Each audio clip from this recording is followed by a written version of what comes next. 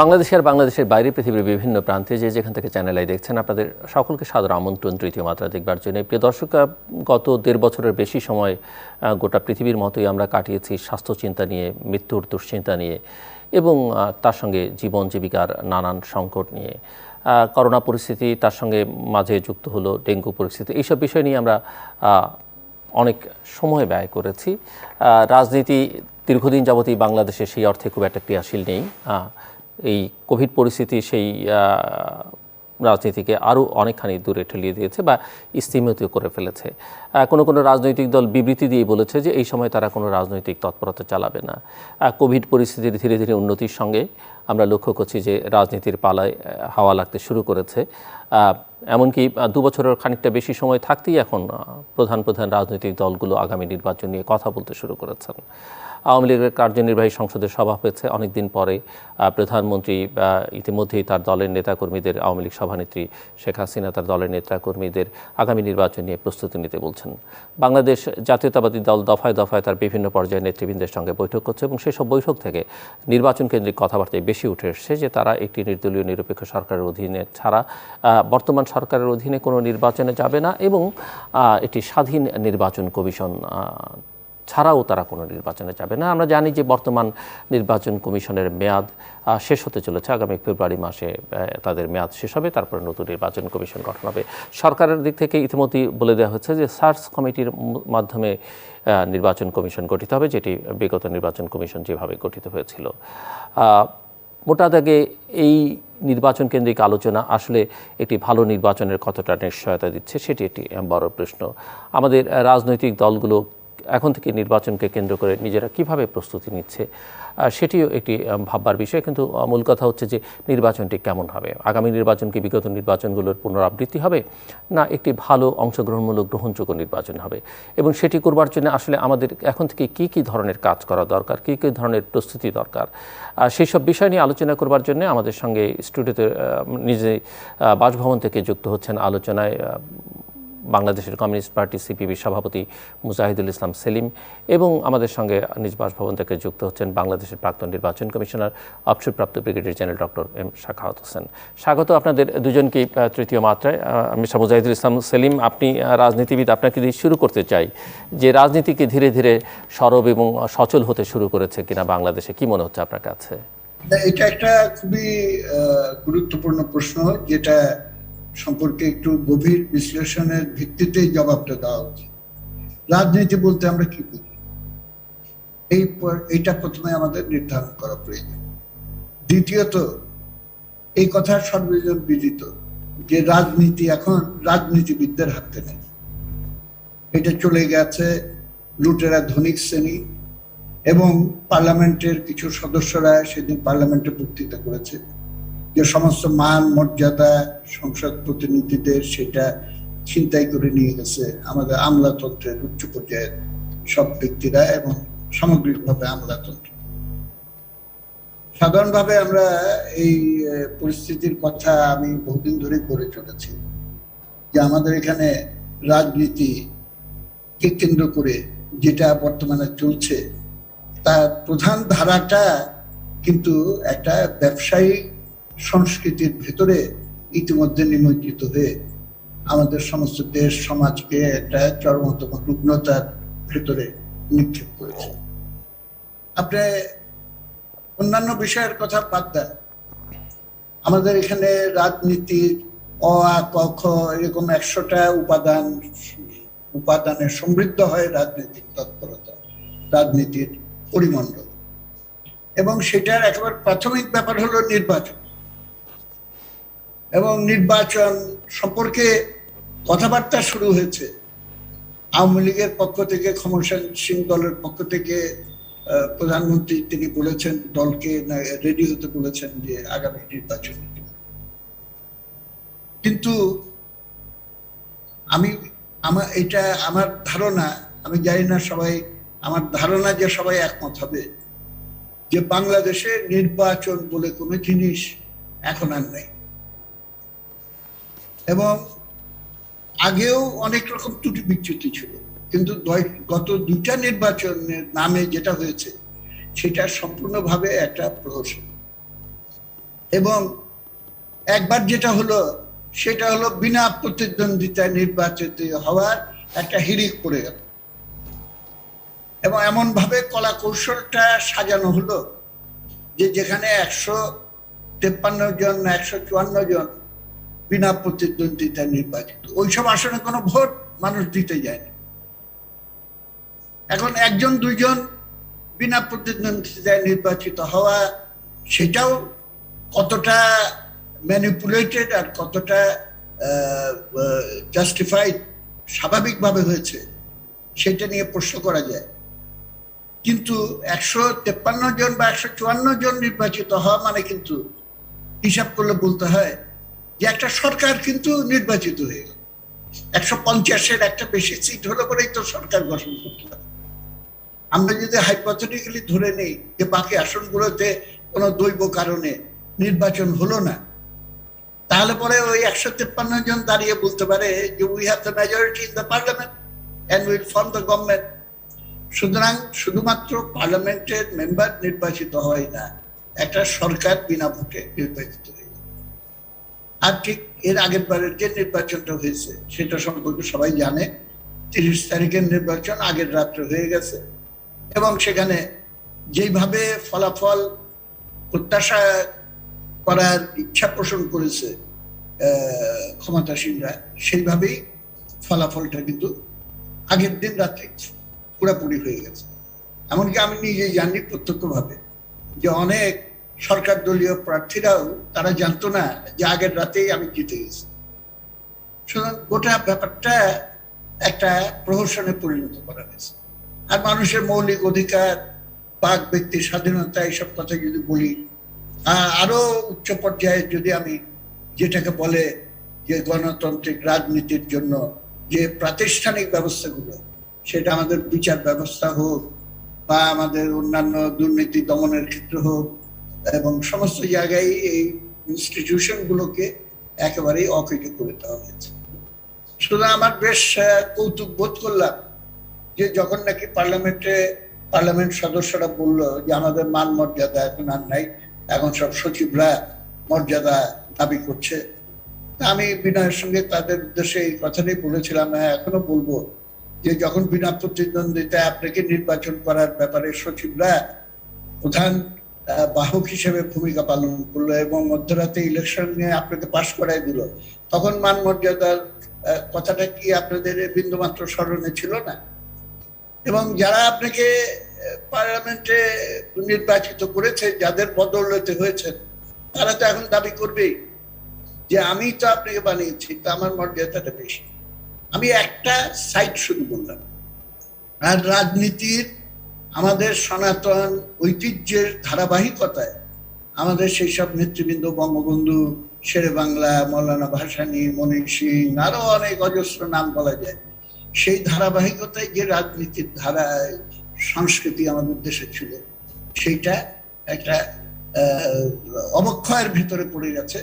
এবং আমরা রাজনীতির নামে এখন যে ব্যবসা বাণিজ্য চলছে, এইটাই হলো এই বিকৃতির একটা প্রধান উৎস।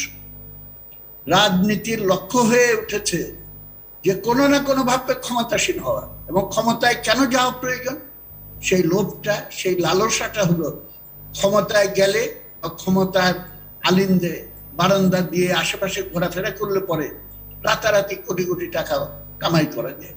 সেই ক্যাসিনো বাণিজ্য থেকে শুরু করে হরেক রকম ঘটনাগুলি একের পর এক স্ক্যান্ডাল যেগুলো বেরোচ্ছে, এবং সবটাই হলো ক্ষমতা কেন্দ্রিক অবস্থানের সুবিধার সঙ্গে জড়িত। এবং এইটা যেহেতু অবস্থা হয়েছে, সুতরাং রাজনীতির ভেতরে আমরা রাজনীতি সম্পর্কে অনেক সময় বলা হয় এটা রাজার নীতি না নীতির রাজা। নিশ্চয়ই আমরা কেউ বলবো না এটা রাজার নীতি, আমরা যেই অর্থে রাজনীতি বলি। এবং রাজহাঁস, এটা রাজার হাঁস না, হাঁসের রাজা। রাজনীতি এটা রাজার নীতি না, নীতির রাজা। এইভাবে কিন্তু আমরা রাজনীতির প্রাথমিক পাঠ আমরা নিয়েছি এবং সেইভাবে আমরা চর্চা করেছি। মুক্তিযুদ্ধ, আইয়ুবের বিরুদ্ধে গণ অভ্যুত্থান, মুক্তিযুদ্ধ সংগঠিত করে একটা বিরাট স্বপ্ন দেখে আমরা দেশকে স্বাধীন করেছি। সুতরাং রাজনীতিকে যদি আমি এই জায়গা থেকে বিবেচনা করি, তাহলে পরে সবচেয়ে বড় ক্যাজুয়ালিটি এখন আমাদের দেশে, অন্যান্য অনেক কিছু আছে, তার ভেতরে একটা হলো রাজনীতি। ওর জন্য সবাই স্লোগান দেয় আজকাল না, আগে থেকেও দিত, যে কৃষি বাঁচাও, শিল্প বাঁচাও, দেশ বাঁচাও। এখন এইটার সঙ্গে সবচেয়ে আগে যুক্ত করা উচিত রাজনীতি বাঁচাও। এবং আমি বহু আগে একটা বলেছিলাম আপনার অনুষ্ঠানে, যে রাজনীতিতে এখন পলিটিক্স ঢুকে গেছে। শুধু এইটুকু না, রাজনীতি এখন ব্যবসার অংশ হয়ে গেছে। এবং আমাকে অনেকে জিজ্ঞেস করে দেশের সবচেয়ে লাভজনক ব্যবসা কোনটা। খুবই দুঃখের সঙ্গে আবার বলতে হয়, অবশ্য সবার ক্ষেত্রে আমি এই কথাটা বলবো না, কিন্তু বেশিরভাগের ক্ষেত্রে এই কথা সত্য, যে দেশে এখন সবচেয়ে লাভজনক ব্যবসা হলো এমপিগিরির ব্যবসা। আপনি সবচেয়ে কম ইনভেস্টমেন্ট করে সবচেয়ে কম সময়ে সবচেয়ে ম্যাক্সিমাম রিটার্ন উইদাউট এনি জবাবদিহিতা আপনি এখান থেকে বের করে নিয়ে আসতে পারবেন। এবং এটার ফলে আমাদের রাজনীতির এই হাল যেটা বর্তমানে দাঁড়িয়েছে, এইটার ফলে যেহেতু কোনো জবাবদিহিতার ব্যাপার নাই, সমস্ত চাপ এসে পড়ছে সাধারণ জনগণের উপর। এবং দেশের সম্পদ এবং আমাদের ঐতিহ্য, আমাদের স্বপ্ন, সমস্ত কিছুকে ধ্বংস করে দিয়ে আমাদের দেশকে একটা অন্ধকারের দিকে ধাবিত করছে। বাইরে হয়তো চাকচিক্য কিছু দেখা যায়, বড় বড় মেগা প্রজেক্ট, কিন্তু সেটার নিচে যে অন্ধকার, সেই অন্ধকারের খোঁজ খবরগুলো কিন্তু ইতিমধ্যে বের হয়েছে। মেগা প্রজেক্ট মানে মেগা দুর্নীতি, এবং সেখানে কি বিশাল পরিমাণ পার্সেন্টেজ ব্যবসা সেখান দিয়ে হয়, সেইগুলো এক ধরনের ওপেন সিক্রেট, এবং সেগুলো পত্রপত্রিকায় বড় করে সেগুলো হয়। ওর জন্য যে দেশপ্রেমের কে ভিত্তি করে রাজনীতি হওয়ার কথা, যে প্রগতিশীল বিজ্ঞানসম্মত মানসিকতা নিয়ে, মানবিকতা নিয়ে রাজনীতি পরিচালিত হওয়ার কথা, এবং সেখানে মতের তারতম্য থাকবে এবং সেটা বিতর্ক হবে, এবং জনগণ সেই বিতর্কের ভিত্তিতে তার অভিমত দেবে এবং অভিমত দিয়ে বলবে যে আমরা এই মতের ভিত্তিতে দেশ চালাতে চাই। এবং এগুলো করতে হলে আমাদের দেশে বর্তমানে রাজনীতির যে হাল বিরাজমান, সেই ক্ষেত্রে একটা আমূল মৌলিক বিপ্লবী ধরনের পরিবর্তন অপরিহার্য হয়ে উঠেছে। তা নাহলে আমরা ধ্বংস হয়ে যাব। আজকে এইখান থেকে আমাদের সংশোধনের প্রক্রিয়া শুরু করতে হবে। রাজনীতির জায়গায় আবার ফিরিয়ে আনতে না পারলে আমরা কিন্তু সর্বনাশের পথে ধাবিত হচ্ছে, আমি পরিষ্কারভাবে দেখতে পাচ্ছি। এবং খালি কতগুলো মানুষের ভেতরে একটা ধারণা তৈরি করা যে এখন রাজনীতি আবার সচল হয়ে উঠছে, নির্বাচন আসলো ব্যাপার। শুধু এমপি ইলেকশনই না, আপনি দেখেন ইউনিয়ন পরিষদ, স্থানীয় সংস্থার নির্বাচন, এমনকি কোনো একটা সমিতির নির্বাচন, সেই সব জায়গায়ও আমরা দেখতে পাচ্ছি কিন্তু ডেমনস্ট্রেটিভ এফেক্ট। আমাদের জাতীয় নির্বাচনের ক্ষেত্রে যেই কালচারটা গড়ে তোলা হয়েছে, সেটার ডেমনস্ট্রেটিভ এফেক্ট এইখানে এসে পড়ছে। সুতরাং জনগণ তাদের কণ্ঠ আজকে প্রতিধ্বনিত হয়ে যে রাষ্ট্র পরিচালনার মূল জায়গাগুলোকে নিয়ন্ত্রণ করবে, সেই জায়গা এখন আমাদের নাই। আইয়ুব আমলে আমরা লড়াই করেছিলাম, আমি নিজেও সেই লড়াইয়ের সামিল ছিলাম, যে আমরা ভোটাধিকার চাই, আমরা এক লোক এক ভোট চাই। আজকে আমাদের মুক্তিযুদ্ধের 50 বছর পরে আবার দেশবাসীর সামনে এটা একটা বড় কর্তব্য, আরো অনেক কর্তব্য আছে, সেগুলোর সঙ্গে এইটা একটা খুবই জরুরি কর্তব্য হয়ে উঠেছে। গণতন্ত্রের বিধিবিধানগুলো এখানে চালু করা, কিন্তু তার সঙ্গে সঙ্গে অগ্রাধিকারের পূর্ণ একটা দাবি, একটা কাজ হলো আমাদের নির্বাচন ব্যবস্থার আমূল সংস্কারের মাধ্যমে সেটা তার স্বীয় মর্যাদা এবং জনগণের বিশ্বাসযোগ্যতাটা নির্বাচনের ব্যাপারে সেটাকে ফিরিয়ে আনে। ডক্টর সাখাওয়াত হোসেন, আপনি 2023-এর শেষে বা 24-এর শুরুতে যে নির্বাচন, কেমন নির্বাচন হবে বলে এখন থেকে ধারণা করা যায় বলে মনে করেন? অভিজ্ঞতা কি বলে? ধন্যবাদ। অভিজ্ঞতা এবং বাস্তবতা দুটোই। ধন্যবাদ জিল্লুর, এবং তৃতীয় মাত্রার দর্শকদের শুভেচ্ছা। অনেকদিন ব্রেকের পরে তৃতীয় মাত্রায় আসলাম, কথা বলছি রাজনীতি নিয়ে। এবং একটু আগে এদেশের অত্যন্ত বলবো যে বিজ্ঞ একজন রাজনীতিবিদ, বহু বছরের রাজনীতি ছাত্র জীবন থেকে যিনি করছেন, কমিউনিস্ট পার্টির মুজাহিদুল ইসলাম সলিম সাহেব যে কথাগুলো বলেছেন তার উপরে তার কথা হয় না। উনি পুরো বিশ্লেষণ দিয়েছেন রাজনীতি, বিশেষ করে বাংলাদেশের ব্যাপারে। তো আমার ক্ষুদ্র অভিজ্ঞতা তো হলো 5 বছর ইলেকশন কমিশনে ছিলাম, আর যে প্রয়াস এবং যেভাবে নির্বাচনকে আমি দেখেছি, আমরা দেখতে চেয়েছিলাম, আর যেগুলো আপনার আজকে যে সমস্ত আমরা উদার রাজনৈতিক দেশগুলোর কথা বলছি, কারণ আপনি যদি ডেমোক্রেসির কথা বলেন, সেটা সলিম ভাই বলেছেন যে তার প্রথম ধাপই হচ্ছে কিন্তু ইলেকশন, এবং সে প্রথম ধাপ যদি নষ্ট হয় তাহলে বাকিগুলো কিছুই আশা করা যায় না। এই অনেকগুলো কথা মানে হয়তো সিস্টেম্যাটিক্যালি আমি বলবো না। আপনি আমাকে যেটা জিজ্ঞেস করেছেন যে আমি আগামী নির্বাচনে কেমন দেখছি, আমি আগামী নির্বাচন এখন পর্যন্ত যা দেখছি তাতে আমি খুব আশাবাদী নই যে কোনো কিছু পরিবর্তন হবে। যদি পরিবর্তন হয় তাহলে সংখ্যায় 1, 2, 4, 5 কম হতে পারে।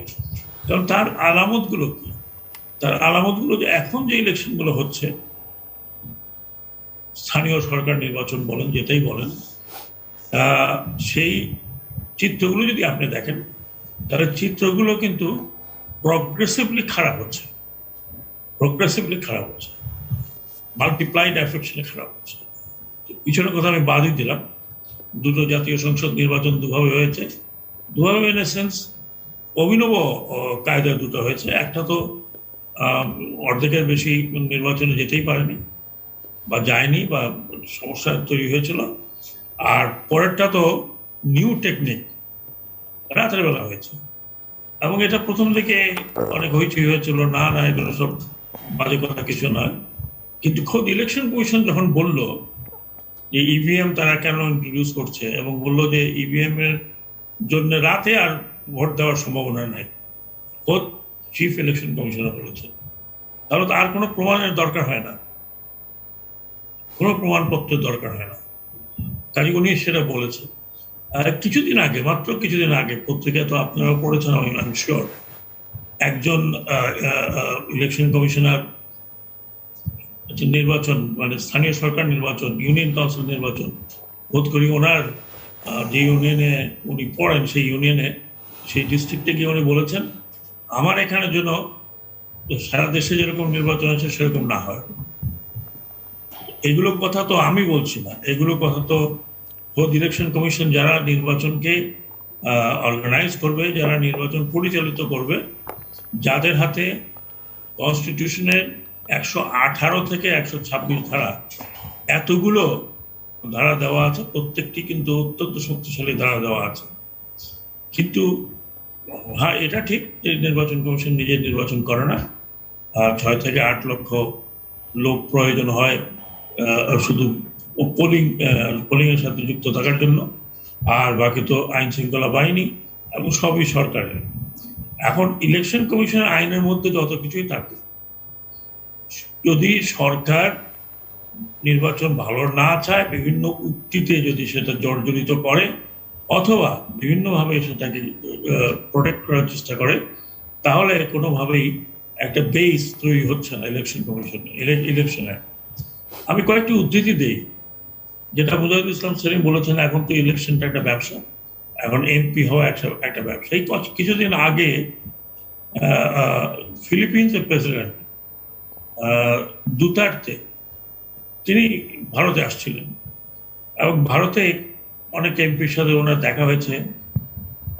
তার থেকে জিজ্ঞেস করলেন আপনার পেশা কি, এবং পেশা বললো যে আমার পেশা রাজনীতি। এবং বাংলাদেশেও কিন্তু আপনি দেখবেন যে রাজনীতিবিদদের পেশা হচ্ছে রাজনীতি।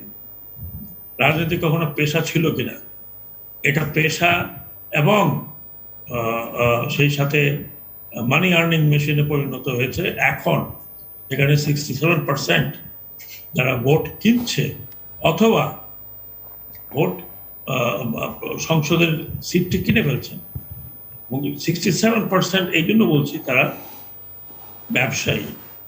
এবং কোটি কোটি টাকা দিয়ে ইলেকশন করছে। কিন্তু ইলেকশন এখন একদিকে টাকার ছড়াছড়ি, আরেকদিকে আপনি একটা ম্যানিপুলেটেড ইলেকশন হচ্ছে। এখন এই অবস্থা বেশি বলতে গেলে তো সারা রাতে বলা যায়। এই অবস্থায় আপনি কিভাবে নির্বাচন করবেন? আজকে বা কালকে বোধহয় পত্রিকা আমি পড়ছিলাম যে এখন সিটিং একজন মেম্বার বা কমিশনার উনি বলেছেন যে ক্রমেই এই খারাপ নির্বাচন হওয়াতে ভোটাররা আগ্রহ হারিয়ে ফেলেছে। এটা উনি কেন বলবেন? এটা যে কোনো পলিটিক্স বা রাজনীতি যারা বোঝেন, নির্বাচন যারা বুঝেন বা নির্বাচনের সাথে যারা জড়িত সবাই বলবেন। এটার জবাবে রুলিং পার্টির সেক্রেটারি জেনারেল বললেন যে যেখানে 64% ভোট পড়ে সেখানে কিভাবে বলেন আগ্রহ হারিয়ে ফেলেছে। তাও 64% পড়েছে কি না পড়েছে এখন মানুষ সেটাও বিশ্বাস করে না। খোদ ইলেকশন কমিশনের একজন কমিশনার বিশ্বাস করলেন না, কারণ দৃশ্যত লোকজন ভোট দিতে যায় না। যে কয়জন যায় বাকিটা ম্যানিপুলেটেড। এবং এটা যে প্রতিহত করার একটা দায়িত্ব যে সংস্থাগুলোর আছে তাদের কাছে কিন্তু নেই। তারা তারা তারা তারা হয় তারা আগ্রহী নয়, অথবা তারা সময় পাস করছে।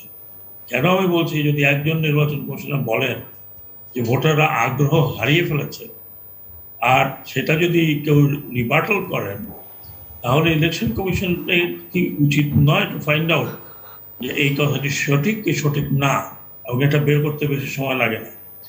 হাওয়াভার, আপনার প্রশ্নের আমি অভিজ্ঞতার আলোকে যেটা বলছি, I am not seeing brighter side.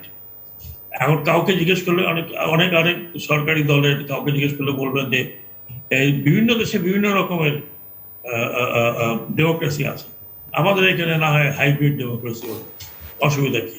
এখানে তো প্রচুর আপনার উন্নতি হচ্ছে, শিওর উন্নতি হচ্ছে, কিন্তু সোশ্যাল উন্নতি তো হচ্ছে না, রাজনৈতিক উন্নতি তো নেই।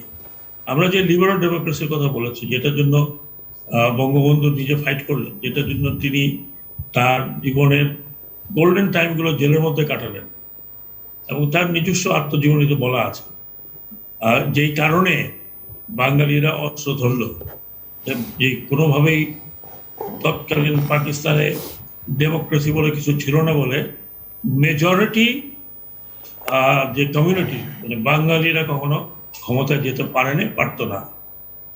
এবং 6 দফার প্রথম দফা, দ্বিতীয় দফাই বোধহয় আমার মনে হয়, সালিম সাহেব ভালো বলতে পারবেন, যে একটি গণতান্ত্রিক ব্যবস্থা তৈরি করা। সেই গণতান্ত্রিক ব্যবস্থা তো তৈরি হলো না। বুঝলাম যে একসময় মাঝখানে স্বৈরাচারী সরকার বলে সরকার ছিল, কিন্তু 1901-এর পরে যে নির্বাচন হলো, যেই পলিটিক্যাল পার্টিগুলো আসলো, তারা তো ক্রমেই ওই অবস্থাতে চলে গেছে। এখন তো এটা ডেফিনেশন নতুন বের হয়েছে, ইটস আ হাইব্রিড ডেমোক্রেসি। এখন আমরা বলতে পারি যে অমুক জায়গায় এক পার্টিতে ডেমোক্রেসি হচ্ছে, ইরানে হচ্ছে,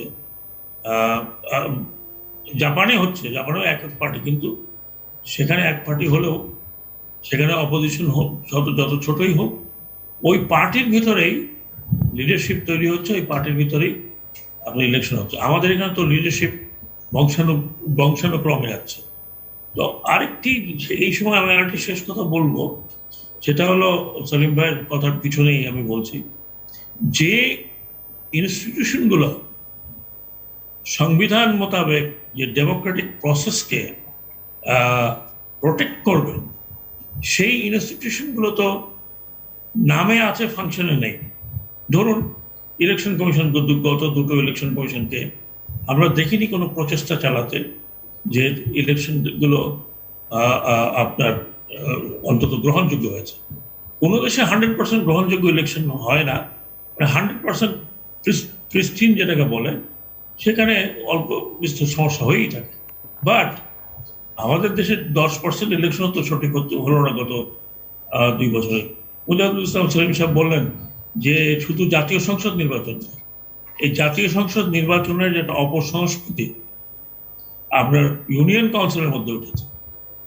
এই কিছুদিন আগে যে নির্বাচন হলো সেখানে 54টি ইউনিয়ন কাউন্সিল বিনা ভোটে, প্রতিদ্বন্দ্বিতা। 54টি কি 56টি ডোন্ট নো, বিনা ভোটে তারা ইলেক্টেড হয়ে গেছে। এখন আপনি এখন কোনো বাই ইলেকশন হলে ইলেকশনের প্রয়োজনই পড়ে না, যিনি দাঁড়িয়েছেন সরকারি দল থেকে তিনি বিনা ভোটে হয়ে যাচ্ছেন। এইটা কিন্তু একটা রোগ ঢুকেছে এখন বাংলাদেশের রাজনীতিতে এবং বাংলাদেশের এই আপনার নির্বাচনী প্রক্রিয়া, এবং এইটাগুলোকে যারা সঠিক করবেন তারা করতে পারছেন না। আমি বহু এক্সাম্পল দিতে পারি। ভারতের নির্বাচন নিয়েও বেশ কয়েক বছর থেকে বলা হচ্ছে যে এখানেও সেই ভারতের সেই আগের নির্বাচনগুলোর মতো হয় না, এখানেও কিছু কোয়েশন হয়, কিন্তু সেখানের ইনস্টিটিউশনগুলো কিন্তু ভেরি স্ট্রং, রিয়েলি স্ট্রং, এখনো আছে, এবং তারা যথেষ্ট শক্তিশালীভাবে কাজ করছে। আমাদের এখানে কোনো ইনস্টিটিউশন যারা সংবিধানের রক্ষক বলে আমরা জানি, উচ্চতর আদালত, আপনি কখনো দেখেছেন যে সুমোটো নির্বাচন নিয়ে কোনো প্রশ্ন তুলতে? আমি তো দেখিনি গত গত গত গত 10 বছর, কেন আগেও নির্বাচন নিয়ে কনস্টিটিউশনাল ব্যত্যয়গুলো নিয়ে আমরা কাউকে কোনো কথা বলতে শুনি না। আরেকটি বিষয় হলো যে এখন সরকারি দলের সামনে দাঁড়াবার তো কেউ নেই, বিকজ এদের শক্তি ক্ষয় হয়ে গেছে। তাদের ভুলের কারণে হয়েছে এবং সরকারি মেশিনারির কারণে হয়েছে।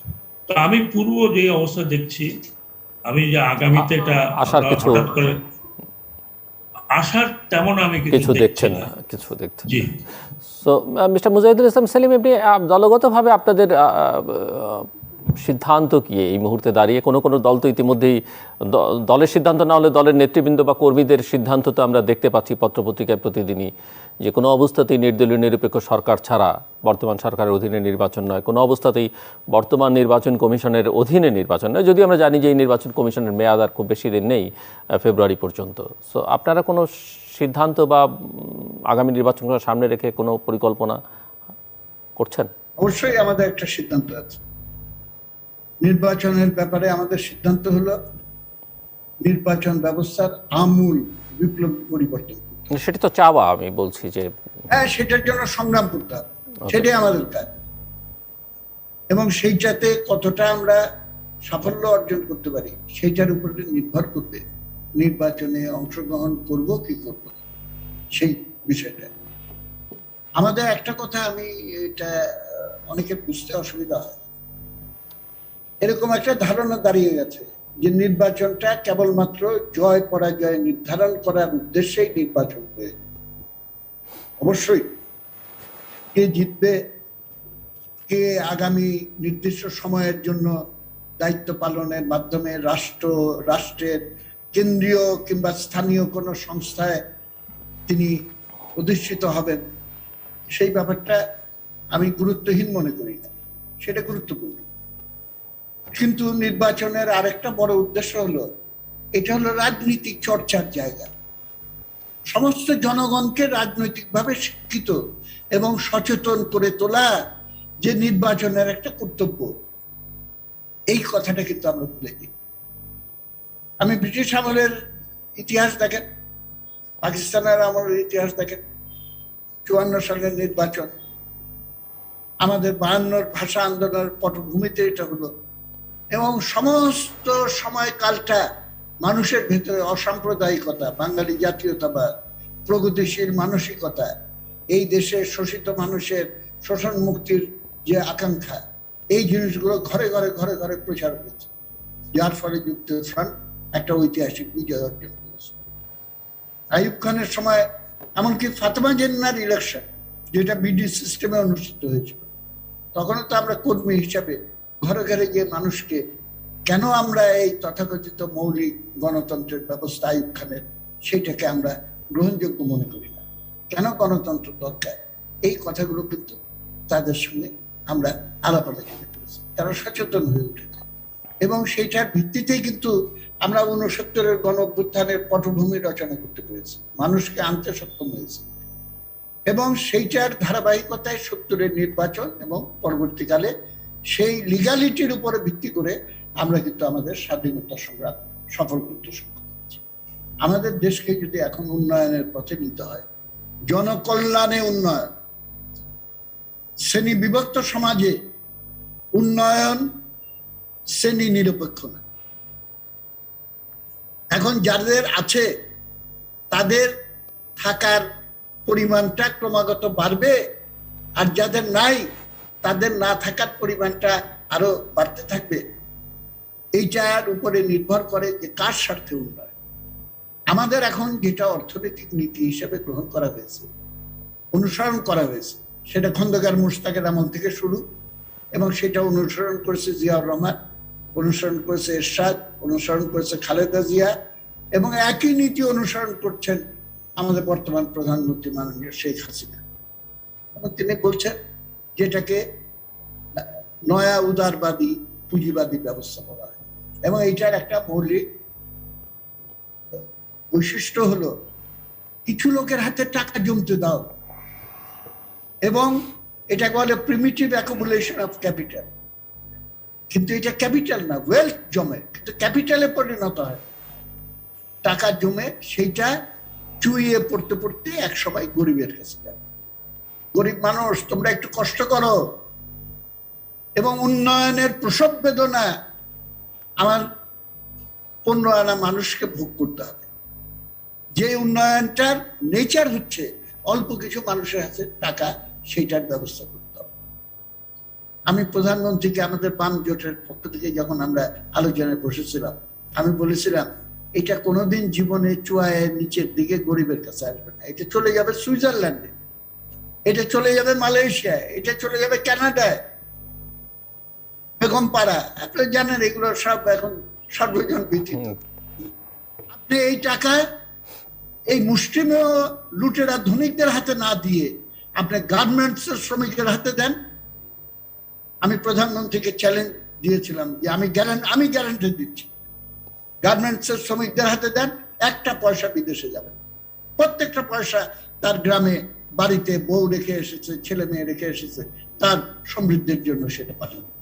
মানুষের ভেতরে ইকোনমিক অ্যাক্টিভিটি আরো সমৃদ্ধ হয়ে উঠবে। এই পথটাই কিন্তু আমরা মুক্তিযুদ্ধের সময় গ্রহণ করেছিলাম। উন্নয়নের পাকিস্তানি মডেল, সেইটাকে আমরা রিজেক্ট করে উন্নয়নের সমাজতন্ত্র অভিমুখী মডেল, সেটাকে গ্রহণ করার সিদ্ধান্ত নিয়ে কিন্তু আমরা অগ্রসর হয়েছিলাম। এবং সেই কারণে এখন যেটা হচ্ছে, যুক্তি দেখানো হচ্ছে উন্নয়নটা হলো আসল কথা। গণতন্ত্র থাকলো কি থাকলো না, না থেকে যদি আমি উন্নয়ন করতে পারি অসুবিধা কি আছে?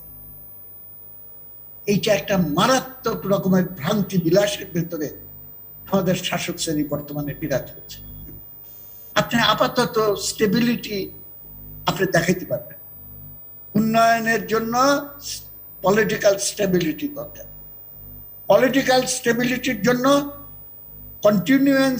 কন্টিনিউইটি অফ গভর্নেন্স দরকার। একই দলকে বছরের পর বছর, মেয়াদের পর মেয়াদ ক্ষমতায় থাকতে হবে। প্রথমে কিন্তু একটু চমক লেগে যায়, কথা তো কারেক্ট। বারবার সরকার বদল হলে আমি ধারাবাহিকভাবে 15 বছর 20 বছর, এখন ভিশন 2041 করে বসে আছে। তো 2041 ভিশন আপনি করলেন, 2041 পর্যন্ত তো ক্ষমতায় আপনাকে থাকতে হবে এই ভিশন কার্যকর করার জন্য, যেইভাবেই হোক, এবং গণতন্ত্র হত্যা করে হোক, ভোটাধিকার হত্যা করে হোক, এটা করতে হবে। সুতরাং continuity of the existing regime is not the question. Continuity of the policy, continuity of the institutions, that is required. সেইটা হলো প্রয়োজন। এবং বহুদলীয় গণতান্ত্রিক ব্যবস্থায় এক দল আজকে ক্ষমতায় আছে, কালকে ওই দল ক্ষমতায় থাকবে, কিন্তু আমার বেসিক পলিসিগুলো কন্টিনিউ। কোন বেসিক পলিসি? নতুন করে ডিবেটের কোনো প্রয়োজন নাই বলে আমি মনে করি। সেই পলিসি, বেসিক পলিসিগুলো হলো 71 সালে আমরা নির্ধারণ করেছি। ওর জন্য ক্ষমতাসীনদেরকে কিংবা বিএনপি নেত্রী বেগম খালেদা জিয়াকে, সবাইকে আমি বলতে চাই, ওইসব ভিশন 21, 23, 31, 41 ওগুলো বাদ দেন। ভিশন 1971 মুক্তিযুদ্ধ, সেই ভিশনকে আবার পুনঃপ্রতিষ্ঠা করার জন্য আপনারা চেষ্টা করেন। তাহলে পরে গণতন্ত্র মুক্ত হবে এবং আমরা সামনের দিকে দেশকে আমাদের মুক্তিযুদ্ধের ধারায় এগিয়ে নিয়ে যেতে সক্ষম হবে। আমাদের অনেক কনফিউশন। এই যে সাখাওয়াত ভাই একটু বললেন পেশা, আমাদের ধারণা পেশা মানে হলো, আমি নিজে হয়তো ভুল বলছি কিনা জানি না, রাজনীতি পেশা হতে পারে, professional. I am not a amateur. এইখানে প্রফেশন শব্দটা ব্যবহার করা হচ্ছে, অ্যামেচার না professional. Professional will study politics, will study history, will try to understand, go into the depth of the subject. আর অ্যামেচার হলো আসলো গেল। এবং যেটা বললেন হাইব্রিড, হাইব্রিড হলো অ্যামেচারিস।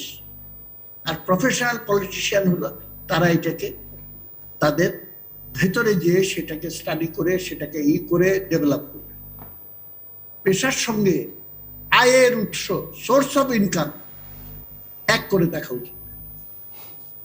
আমার অনেকে এটা নিয়ে কথা বলে যে রাজনীতি যদি পেশা হয় তার মানে রাজনীতি করে আপনি সেখান থেকে টাকা উপার্জন করবেন। বি এ প্রফেশনাল পলিটিশিয়ান, হ্যাঁ, আপনার সোর্স অফ ইনকাম সেটা আলাদা করে জানা। আমার স্ত্রী আমার ভরণ পোষণ বহন করতে পারে, that is also a means of my source of income. বা আমার একটু জমি, 1 খন্ডের জমি আছে, বা আমি ফাঁকে একটুখানি দোকান চালাই, এইগুলো হতে পারে, যেটাই হয়। বা আমি কৃষি কাজ করি। আমাদের একজন প্রবীণ নেতা মৃত্যুবরণ করেছেন, কমরেড জসীমউদ্দিন মন্ডল, রেলগাড়ি চালাইতেন, অসাধারণ একটা রাজনীতিবিদ। এবং যে কোনো মানে ভালো ঝানু পলিটিশিয়ান বলতে যাদের বোঝায় তাদের সামনে দাঁড় করায় দিলে তিনি তো একেবারে পরিষ্কার ভাবে রাজনীতির একেবারে ভেতরে অন্দর মহলে যে তিনি কিন্তু বিচরণ করতে সক্ষমতা, সেটা সকলেই জানে। সুতরাং তার সোর্স অফ ইনকাম এক জিনিস, but he is by profession. কিন্তু আমার এটা বড় ব্যাপার না। এখন পরিস্থিতি এমন জায়গায় দাঁড়িয়েছে, আগে হয়তো সিল মেরে, ফলস সিল মেরে ভোট দেওয়া, এখন এইগুলো আউটডেটেড। আগে ছিল ইলেকশনের আগের রাত্রে মানুষকে টাকা দিয়ে আসা, যে ওই টাকা খেলে পরে তাহলে পরে হবে, চা পান বিড়ি সিগারেট খাওয়ায় ভোট জোগাড় করতো। এখন এগুলো আউটডেটেড, এগুলোর তো কোনো দরকার নাই। I don't need voters, I need numbers in the tabulation sheet. সেটা রাতের অন্ধকারে আপনি জোগাড় করেন, আর আমলাতন্ত্র, সামরিক বেসামরিক আমলাতন্ত্রকে ব্যবহার করে আপনি সেটা জোগাড় করেন, বা নানান রকম ছল চাতুরি এবং কলা কৌশলের মাধ্যমে খালি মাঠে গোল দেওয়ার একটা পরিবেশ তৈরি করে, রাজনৈতিক পরিবেশ তৈরি করে করেন। সেটা হলো এক এক সময় এক একটা করা হয়। কিন্তু এখন সাখাওয়াত ভাই তো অনেকগুলো কোট করলেন। আওয়ামী লীগের জেনারেল সেক্রেটারি ওবায়দুল কাদের গত ইলেকশনের আগে এই বক্তৃতা দেয়নি, আওয়ামী লীগকে জিততে হবে। এই যে কর্মী ভাইরা মনে রাখেন, না জিততে পারে কিন্তু গাঠি বোঝকা নিয়ে দেশ ছেড়ে পালাইতে হবে, কেননা লুটপাটের সুযোগ আর থাকবে না। আর অতীতের লুটপাটের জন্য তাদের প্রত্যেককে জবাবদিহি করতে হবে। এইটা ইঙ্গিতে তিনি ভয় দেখিয়ে দিয়েছেন। বাঘের পিঠে চড়া সম্ভব হয়েছে, কিন্তু এখন তো নামতে পারবে না। এরকম একটা জায়গার ভেতরে আমরা পড়ে গেছি। এইখান থেকে বের হয়ে আসতে হলে গণজাগরণ ভিন্ন অন্য কোনো সহজ পথ। রাজনীতিবিদ গণজাগরণের কথা বলছেন জেনারেল সাখাওয়াত হোসেন, আপনি কি বলবেন?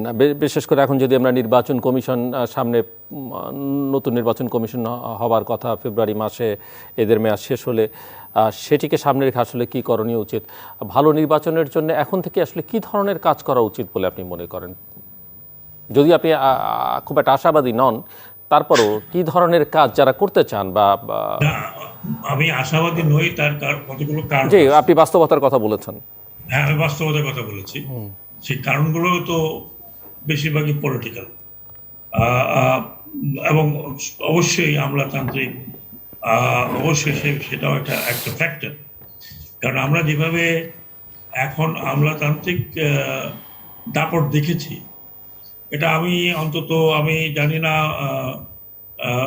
মুজাহিদুল ইসলাম সেলিম সাহেবের অভিজ্ঞতা কি বলে। এটা কিন্তু আইয়ুব খানের সময় কিন্তু এরকম দাপট ছিল না, মানে যত বড় স্বৈরাচার হোক এরকম দাপট ছিল না, এবং 75-এর পরেও সেরকম দাপট ছিল না, মিস ইউজ হয়েছে। কিন্তু এখন তো আপনার ল এনফোর্সিং এজেন্সি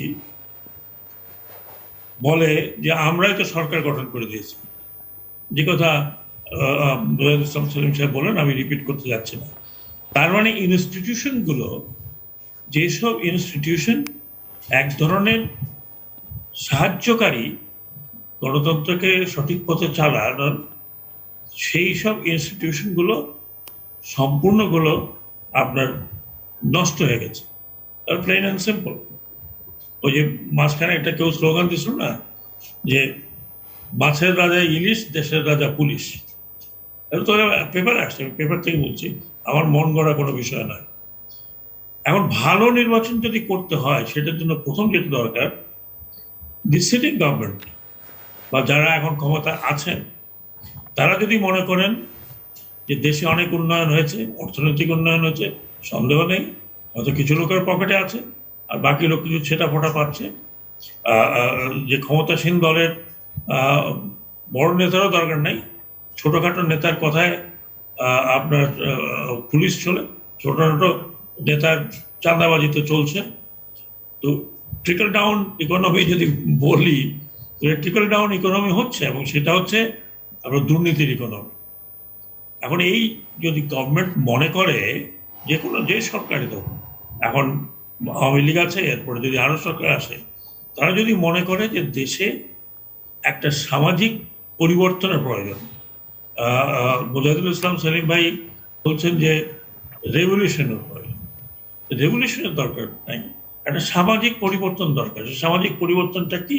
সেটা হচ্ছে যে একটা উদার নীতি বা উদার রাজনীতিকরণ, এবং একটি উদার রাজনৈতিক দেশে যে ধরনের নির্বাচন হয় সেই ধরনের নির্বাচন করতে দেওয়া।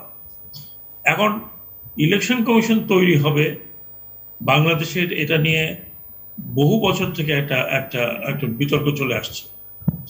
কিন্তু আশ্চর্য লাগলো আমার, দুটি বিষয় বললেন। একটা, আমাদের আইনমন্ত্রী বলেছেন যে এখন আইন টেন করা যাবে না। আইন করতে কত সময় লাগে বাংলাদেশে আই ডোন্ট নো। হ্যাঁ, খসড়া তৈরি করে তারপরে এটা আইন করতে এখনো 6 মাস বাকি আছে। আবার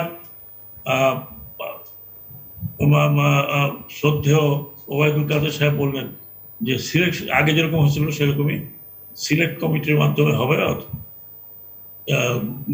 নির্ণয় করবে কারা নির্বাচন কমিশন। ভালো কথা। তিনি যদি অন্য আইন তৈরি না করে সিলেক্ট কমিটি করেন, তাহলে সেই সিলেক্ট কমিটি অ্যানাউন্স করে না কেন যে কাদেরকে সিলেক্ট কমিটি রেকমেন্ড করেছে, এবং কারা তাদের রেকমেন্ডেশনে মিলে কিভাবে হচ্ছে, আর সিলেক্ট কমিটিকে রেকমেন্ড করে কে, হাউ দে কাম।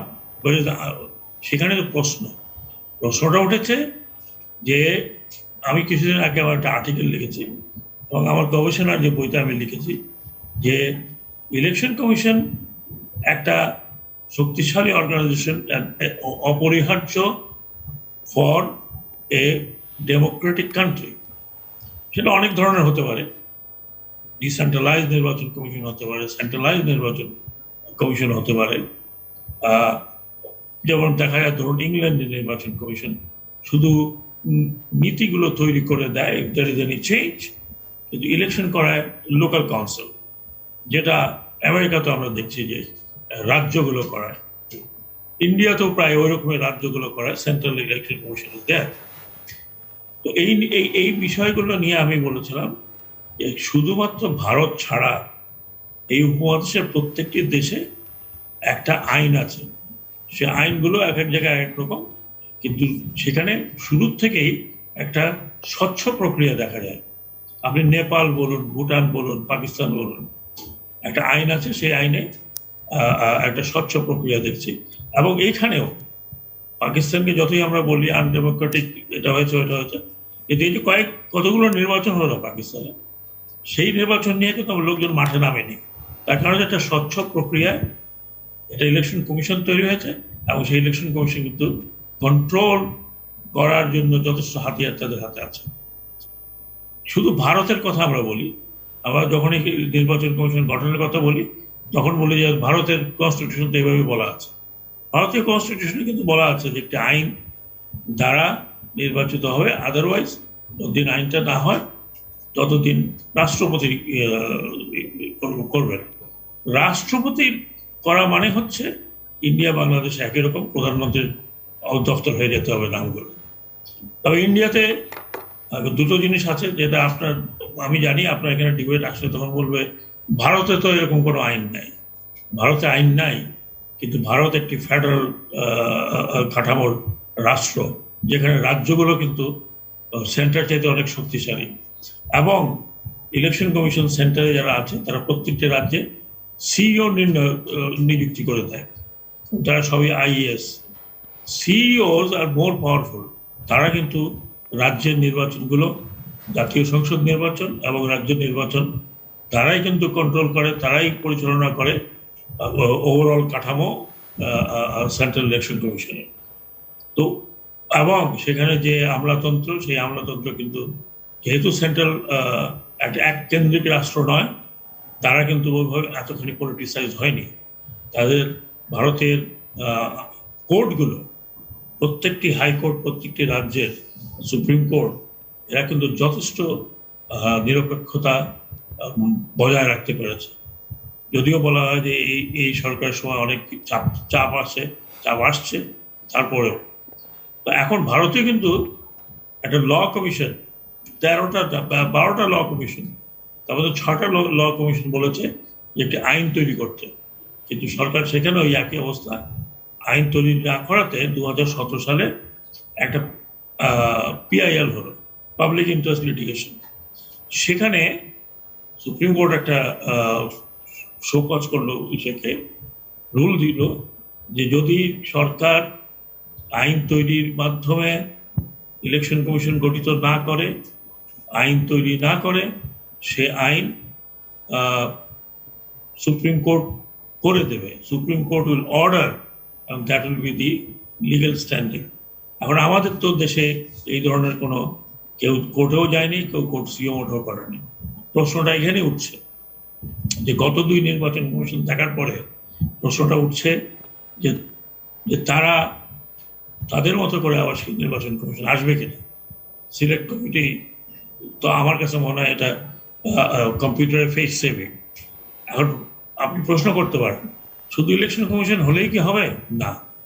তবে ইলেকশন কমিশন হলে যেটা হবে, যদি ইলেকশন কমিশন একটু দৃঢ়ভাবে দাঁড়ায়, তাহলে অনেকটা, আমি মনে করি অনেকটা ক্ষমতা তো কম দেয়া নেই নির্বাচন কমিশনকে প্র্যাকটিক্যালি। না, ক্ষমতা তো আছে। ক্ষমতা থাকলে কি হবে? আপনাকে তো ক্ষমতা প্রয়োগ করার মতো সাহস থাকতে হবে, অথবা আপনি প্রয়োগ করছেন সেটা লোকে দেখতে হবে। এখন যদি ইলেকশন কমিশনের কাছে রিপোর্ট আসে যে রাতের বেলা অমুক অমুক অমুক জায়গায় ভোট হয়ে গেছে, আর সকালবেলা তিনি যদি বলেন কই আমি তো জানি না, আমার কাছে কোনো কমপ্লেন আসেনি, আমার কাছে কোনো রিটেন কমপ্লেন আসেনি, অমুকটা হতে পারে না, পরবর্তী পর্যায়ে বললেন না অতীতে যা হয়েছে আমরা ইভিএম রাখছি, এখন আর রাতের বেলা হবে না। এখন ইভিএম এর পার্সেন্টেজটা কে দেখায়? এই যে আমি বেশি দূরে যাব না, এই প্যান্ডেমিকের মধ্যে যতগুলো ইলেকশন হয়েছে, সেখানে আপনি একজন একেবারে সাংবাদিকতার সাথে ওতপ্রোতভাবে জড়িত, আপনি আমাকে বলতে পারেন যে 5%-এর বেশি লোক সেখানে গিয়েছিল?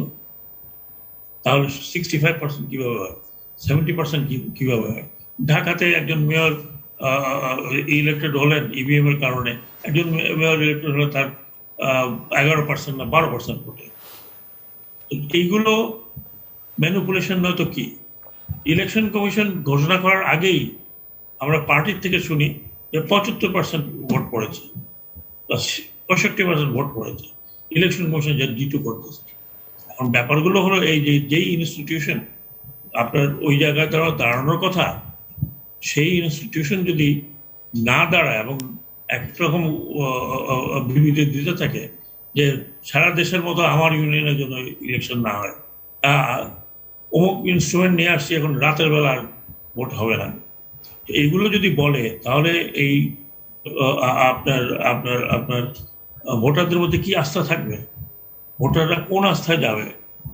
যেখানে সবাই এক এক লাইনে চলছে, সেখানে ভোটাররা কি করবে? আপনার যাদেরকে আপনি প্রিজাইডিং অফিসার বানাচ্ছেন তারা হাত ছাড়িয়ে দিয়ে বসে থাকে, তারা বলে যে কিছু হয় না, আমি দেখি নাই, আমার কাছে কিছু করার নাই। ভোট পার্সেন্টেজ আপনি বাড়িয়ে বলছেন, এইগুলো যদি চেক না করেন, চেক করার জন্য বিশাল একটা কোনো কর্মযজ্ঞের প্রয়োজন হয় না। এখন যেভাবে টেকনিক্যালিটি আছে, এটা পার্সেন্টেজ চেক করলে বোঝা যায়। কোনো স্টার্নের, আচ্ছা আমি অত দূরই নাই যায়, এই যে 2 জায়গা 3 জায়গার লোক মারা গেল ইলেকশনের আগে, what action the election commission has taken? যদি নিত, যদি স্টার্ন অ্যাকশন আইনের মধ্যে যা আছে সেভাবে যদি প্রয়োগ করতো, তাহলে তো তাদের কন্ট্রোলে কিছু থাকতো। কিন্তু সরি, সেরকম দেখছি না। কাজে ইনস্টিটিউশনগুলো মেইন, ইনস্টিটিউশনগুলো যদি শক্ত হয় তাহলে ডেফিনেটলি অনেক ইমপ্রুভমেন্ট হবে। কিন্তু ইনস্টিটিউশন যদি আপনি তৈরি করেন আমার মতো করে, তৈরি করেন এমন লোককে উনি অবলাইজ থাকবেন, তৈরি যদি করেন যে এইভাবে ইলেকশন হবে, আপনি রাশিয়ান ইলেকশন দেখতে যাবেন, চাইনিজ ইলেকশন দেখতে যাবেন, ওইগুলো দেখবেন, এবং ওগুলো দেখে এসে কি আপনি দেখলেন ওখানে একটা সার্টিফাই করে দিয়ে আসলে হোল ওয়ার্ল্ড বলতেছে যে রীতিমতো ইলেকশন ডিবাকল হয়েছে। রাশিয়ান ইলেকশন তো আমরা জানি। তো আমি যে কথা বলছি যে কেন আমি হতাশ, তার কারণে যে একটা স্টেপ কিন্তু এখন পর্যন্ত কেউ নেয়নি, যে কারেকশনগুলো, যেটা মুজাহিদুল ইসলাম সাহেব সাহেব বললেন কারেকশন, এই আমি তো মনে করি পলিটিক্যাল পার্টির বড় ডিমান্ড হওয়া উচিত ইনস্টিটিউশনাল কারেকশন। ইনস্টিটিউশনাল কারেকশন যদি না হয় তাহলে বাকি কোনো কিছুই হবে না। আর শেষ কথা বলছি, মানুষ সত্যিকার ভাবে, people do not go to the voting centre, লোকজন যায় না এখন ভোটে। তার মানে একটা বিমুখতা আসছে, which is dangerous for a country like Bangladesh. তার কারণ হচ্ছে মানুষ যদি স্যাটিসফাইড না হয়, তার তার তার যে অধিকারটা তিনি যদি এস্টাবলিশ করতে না পারেন, in the long run, short run is all right, in the long run এটা কিন্তু ডিবাকল হতে পারে। এটা পৃথিবীর চারিদিকে হচ্ছে, যা আমরা দেখতেছি। সো জেনারেল শাখাওয়াত হোসেন, আমরা আমাদের সঙ্গে মিস্টার মুজাহিদুল ইসলাম সেলিম ছিলেন, উনি বিচ্ছিন্ন হয়ে গেছেন, যদি যুক্ত হন আমরা তার কাছ থেকে শুনবো। সময়ও খুব বেশি নেই, আমরা একটু শুনতে চাই যে নির্বাচন কমিশন আইন নিয়ে প্রচুর কথাবার্তা হচ্ছে। একটি তো 50 বছর আইন হয়নি, একটি খসড়াও আপনারা দিয়েছিলেন সরকারের কাছে, আমাদের যতদূর মনে পড়ে। তো সেটার লোক একটু বলবেন যে সমস্যাটা কোথায়, বা কী ধরনের প্রস্তাবনা আপনাদের দিক থেকে ছিল, আর হচ্ছে না কেন, বা সরকার সেটি গ্রহণ করতে চাইছে না কেন, বা বিবেচনায় নিচ্ছে না? সরকার কেন গ্রহণ করতে চাইছে না এটার উত্তরটা আমি দিতে পারবো না। তবে আমরা যে আইনের খসড়াটি করে দিয়েছিলাম, আমরা চলে আসার আগে, যেটা আইন মন্ত্রণালয়কে দেওয়া হয়েছিল একটা খসড়া, সেটা কিন্তু খসড়াটা তৈরি করা হয়েছিল সবার সাথে আলোচনা করে। এমনকি বর্তমানে যে সরকার আছে তাদের দলের সাথে আলোচনা করা হয়েছে, সমস্ত স্টেক হোল্ডারদের সঙ্গে আলোচনা করে, সব স্টেক হোল্ডারদের সাথে আলোচনা করে, ইনক্লুডিং সিভিল সোসাইটি এবং আমাদের যে মানে যারা আইনজ্ঞ আছেন তাদের সাথে আলোচনা করে, জার্নালিস্টদের সাথে আলোচনা করে। তো এটা 3টা স্টেজে করা হয়েছিল। ব্যাপারটা যে আপনার স্ট্রাকচারটা তৈরি করা হয়েছিল, সেটা অনেক অন্যান্য দেশে স্টাডি করে 3টা স্টেপে করা হয়েছিল। প্রথম স্টেপটা ছিল যে একটা কমিটি হবে, যেই কমিটি আপনার ক্যাবিনেট সেক্রেটারি হেড করবেন, যেখানে সিভিল সোসাইটির লোক থেকে শুরু করে বিভিন্ন সংস্থার কিছু মানুষ থাকবে, এবং তারা কিছু নাম ইনভাইট করবে অথবা মেম্বাররা নামগুলো দিবে। সেই নামগুলো নিয়ে আলোচনা হয়ে সেখান থেকে শর্টলিস্ট হবে, শর্টলিস্ট হয়ে এটা যাবে পার্লামেন্টে, এবং পার্লামেন্টে একটা স্ট্যান্ডিং কমিটি আছে, এটা বিজনেস কমিটি, সেখানে অপোজিশন সব নেতারা থাকেন। বোধহয় আমার মনে হয়, যতদূর আমি মনে পড়ছে, যে প্রধানমন্ত্রীর নেতৃত্বে এটা হয়, এবং সেখানে এই নামগুলো নিয়ে শর্টলিস্ট নিয়ে আলোচনা করার সুযোগ রয়েছে, যেটা স্বচ্ছ থাকবে। এই নামগুলো কিন্তু অলরেডি পত্রপত্রিকা চলে আসবে বাই দেন, শর্টলিস্ট। সেটা নিয়ে সংসদে আলোচনা, সংসদীয় কমিটিতে আলোচনা করার পরে প্রত্যেকটি পোস্টের জন্য একটি অল্টারনেটিভ নাম দেওয়া হবে, মানে দুইটা নাম। অনেক অনেক দেশে আছে ওয়ান নাম, অনেক দেশে একটাই মাত্র ওই কমিটি থেকে একটা করে নাম যায় ওই সিলেকশন থেকে। কিন্তু আমরা বলেছিলাম দুটো নাম যাবে, যে রাষ্ট্রপতিকে একটু একটা একটা একটা ইয়ে দেওয়া, স্পেস দেওয়া, যে উনি সেই দুটো নামের থেকে যে সিলেক্ট করবেন। এই প্রসেসে যেটা হবে, সেই নামগুলো কিন্তু তখন পাবলিক হবে, হয়ে যাবে, কারা কারা কাদের কাদের শর্টলিস্ট করা আছে। যে সেখানে হয়তো ইন্ডিভিজুয়ালদের নিয়েও একটা আলোচনা হতে ডেফিনেটলি উঠবে বিভিন্ন বিভিন্ন স্টেজে। তাহলে যেটা হবে, অন্তত দ্যাট ইলেকশন কমিশন যদি গঠন হয় এভাবে, তাহলে তাদের একটা মরাল কারেজ থাকে, প্রথম থেকেই একটা মরাল কারেজ আসে। না হলে আমরা কি দেখছি, এইভাবে যখন নির্বাচন ইলেকশন কমিশন সেট আপ হয়, তখনই প্রশ্ন ওঠে যে এই নাম কোথা থেকে আসলো, কে দিল। একজন বলে বিএনপি দুজনের নাম দিয়েছে, আরেকজন বলে ওই পার্টি চারজনের নাম দিয়েছে। গতবার একটি ক্ষুদ্র পার্টি, রাইটিস পার্টি, বললেন যে ওনারা নাম দিয়েছে, ওনারা নাকি আধ্যাত্মিকভাবে দেখেছেন। এই যে প্রথমেই আপনি যে একটা ইনস্টিটিউশন তৈরি করলেন, সেই ইনস্টিটিউশনের উপরে মানুষের আস্থা না থাকে, তাহলে সেই ইনস্টিটিউশন দিয়ে ভালো একটা নির্বাচন হলেও কিন্তু মানুষের আস্থা ফিরবে না। আর এখন আমাদের যেটা দরকার, সেটা হচ্ছে এই প্রতিষ্ঠানের উপরে মানুষের আস্থা ফিরিয়ে আনা। অনেক অনেক ধন্যবাদ brigadier general doctor M Sakhawat Hossain এবং মিস্টার মুজাহিদুল ইসলাম সেলিম। দর্শক, কথা হচ্ছিল একটি ভালো নির্বাচন কিভাবে করা যায়। তার আগে আলামত বা লক্ষণ যা বলছে তাতে আমার অতিথিরা কোনো অবস্থাতেই মনে করেন না যে সামনের নির্বাচনটি ভালো কিছু হবে, আশাব্যঞ্জক কিছু সেখানে হবে। এবং বাংলাদেশে এখন নির্বাচন বলে যে কিছু নেই, সেটিও দুজনে নানা উদাহরণ দিয়ে নানাভাবে চিত্রায়িত করবার চেষ্টা করেছেন। এর অনেকগুলো কারণ আছে। রাজনীতিবিদদের হাতে নেই, রাজনীতি বাঁচাবার কথা ওনারা বলছেন। এখানে উন্নতি, হয়তো অর্থনীতি কিছু কিছু উন্নতি হচ্ছে, কিন্তু সেই উন্নতির সুফল সবাই পাচ্ছে কিনা সেটি নিয়ে ওনারা প্রশ্ন তুলেছেন। রাজনৈতিক সামাজিক উন্নয়নটা সমান্তরাল গতিতে হচ্ছে না, সেটি একটি বড় সমস্যা। ডেভেলপমেন্ট হচ্ছে, করাপশনও সমান্তরাল গতিতে হচ্ছে, সেগুলো একটি বড় সমস্যা ওনারা মনে করছেন। এবং দুজনই মনে করেন যে আসলে পরিবর্তনটা আমূল আনতে হবে, আমূল সংস্কার করতে হবে। এবং সামনে ফেব্রুয়ারি মাসে যে নতুন নির্বাচন কমিশন এই মেয়াদের শেষে যে হবে, সেখান থেকে যাত্রাটা শুরু হতে পারে। অর্থাৎ সেই নির্বাচন কমিশনে যারা থাকবেন কমিশনার হিসেবে এবং প্রধান নির্বাচন কমিশনার হিসেবে, সেখানে যেন এমন কোনো মানুষ না থাকেন যাকে নিয়ে বড় ধরনের বিতর্ক আছে বা বিতর্ক তৈরি হতে পারে, যেখানে আস্থার সংকট তৈরি হতে পারে, যে কারণে ওনারা স্পষ্ট করে বলছেন। এবং অনেকেই বলছেন যে বাংলাদেশের সংবিধানে আইন আছে নির্বাচন কমিশন কীভাবে গঠন করা হবে, সেই আইন কেন করা হচ্ছে না, কেউই করেনি।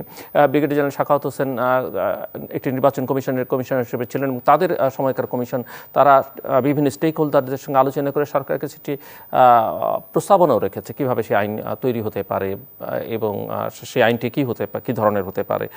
সরকার নিঃসন্দেহে সেই বিষয় নিয়ে কাজ করতে পারে এবং এখনই কাজ করবার সময়। এবং সেই সঙ্গে একটি ভালো নির্বাচন করবার জন্য নির্বাচন কমিশনের ভূমিকা যেমন অত্যন্ত গুরুত্বপূর্ণ, রাজনৈতিক দলগুলোর, এবং তার চেয়ে বড় যেটি গুরুত্বপূর্ণ সেটি হচ্ছে সরকারের সদিচ্ছা। কাজে সব কিছু মিলে একটি ভালো নির্বাচন, এবং ভালো নির্বাচন না করা মানেই হচ্ছে যে বাংলাদেশের গণতন্ত্র সংকটে থাকবে। এখানে প্রতিষ্ঠানগুলোকে যদি